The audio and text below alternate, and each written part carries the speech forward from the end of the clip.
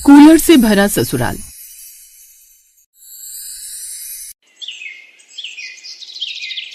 अरे निहारिका बेटी, तुम आ गई अपनी सहेली के घर से। चलो अच्छा हुआ, मैंने खाना बना दिया है। अब तुम हाथ मुंह धोकर जल्दी से गर्मा गर्म खाना खा लो।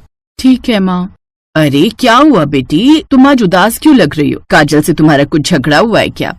माँ, काजल की मम्मी कह रही थी कि मैं रोज उनके घर पर पढ़ाई के बहाने कूलर की हवा खाने चली जाती हूँ, क्योंकि हमारे घर में कूलर नहीं है इसलिए। लेकिन माँ, मुझसे गर्मी में नहीं रहा जाता। माँ, हमारे घर भी कूलर होता तो मुझे किसी और के घर नहीं जाना पड़ता। बेटी, मैं सब समझती हूँ, गर्मी से तो हमारा भी बड़ा बुरा हाल है, लेकिन क्या करें, कूलर बहुत महंगा आता है जिसे हम गरीब लोग खरीद नहीं सकते, और हमें तुम्हारी शादी के लिए भी तो पैसे बचा कर रखने हैं। गर्मी के मौसम में कूलर न होने की वजह से पूरे परिवार का हाल बेहाल रहता था। ऐसे ही कुछ समय बीत जाता है। फिर एक दिन निहारिका के लिए मंदिर के पंडित जी एक रिश्ता लेकर आते हैं। पंडित जी लड़के के बारे में सारी बात सरिता को बताते हैं। हम गरीब हैं तो क्या हुआ, इसका मतलब ये थोड़ी है मैं अपनी बेटी को किसी के भी खूंटे से बांध दूंगी।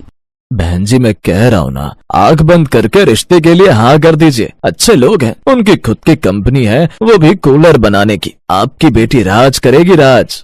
कूलर का नाम सुनते ही निहारिका खुश होकर कहती है, माँ, मेरी तरफ से तो इस रिश्ते के लिए हाँ समझिए, क्योंकि इतने सालों से मैं कूलर के लिए तरसती आई हूँ। उनका तो खुद का कूलर का काम है। भगवान की दुआ से मुझे कूलर वाली ससुराल मिली है, आप मना मत कीजिए।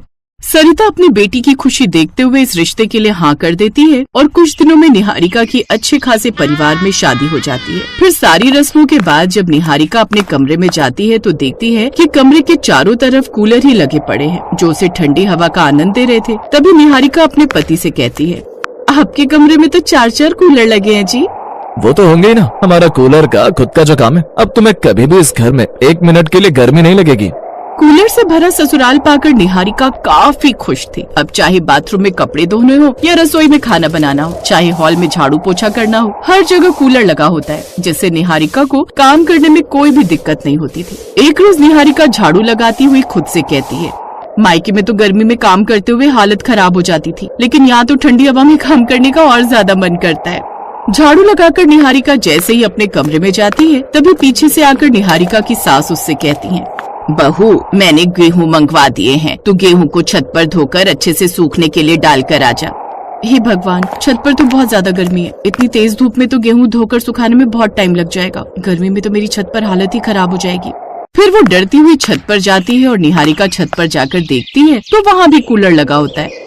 अरे वाह, क्या बात है, मेरी तो ससुराल में छत पर भी कूलर लगा हुआ है। अब तो मैं छत पर भी आराम से काम कर लूंगी।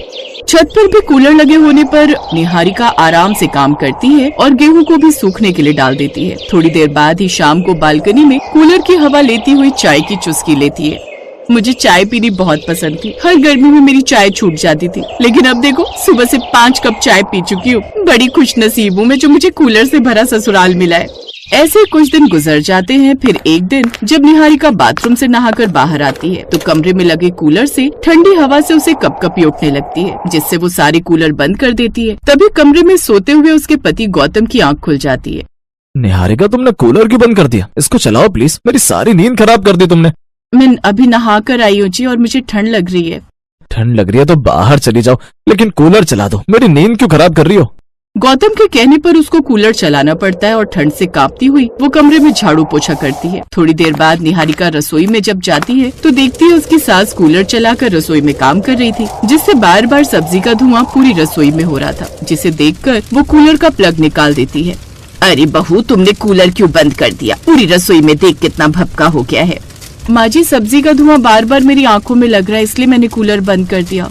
बहू, हमारे यहाँ तो कूलर में ही सारे काम होते हैं, जरा चला दो कूलर। अब पूरे दिन घर में कूलर चलने से निहारिका को घर के कामकाज में दिक्कत आने लगी। ऐसे ही एक दिन जब निहारिका हॉल में झाड़ू लगा रही थी तो उसने कूलर बंद कर दिया। भाभी, अब आपने कूलर क्यों बंद कर दिया? दीदी, मैं झाड़ू लगा रही हूँ, कूलर से सारा कूड़ा उड़कर इधर उधर फैल रहा है। तो झाड़ू ठीक से लगाओ ना, आप इस तरह कूलर क्यों बंद कर रही हैं? मुझसे गर्मी में नहीं रहा जाता। नंद के कहने पर वो कूलर चला देती है। बेचारी निहारिका एक ही जगह पर बार बार झाड़ू लगाती रहती है। ऐसे ही कुछ दिन गुजर जाते हैं और एक रोज निहारिका चिलचिलाती धूप में सब्जी लेने के लिए बाजार जाती है। धूप की वजह से उसका सर दुखने लगता है। जब वो घर आती है तो देखती है कि हॉल के सारे कूलर चालू है, जिसे देखकर वो अपनी सास से कहती है, माँ जी मैं अभी बाहर से आई हूँ, थोड़ी देर के लिए कूलर बंद कर दीजिए वरना मेरी तबीयत खराब हो जाएगी। बहू जब घर में कूलर है तो वो तो चलेगा ही ना, अगर तुझे ज्यादा दिक्कत है तो अपने कमरे में जाकर बैठ।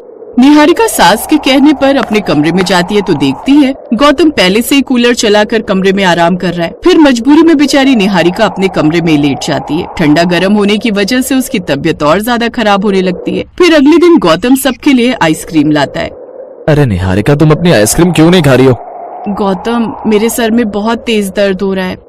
अरे तुम भी ना, आराम कर लेना, हो जाएगा ठीक। चलो अब जल्दी से आइसक्रीम खा लो वरना पिघल जाएगी।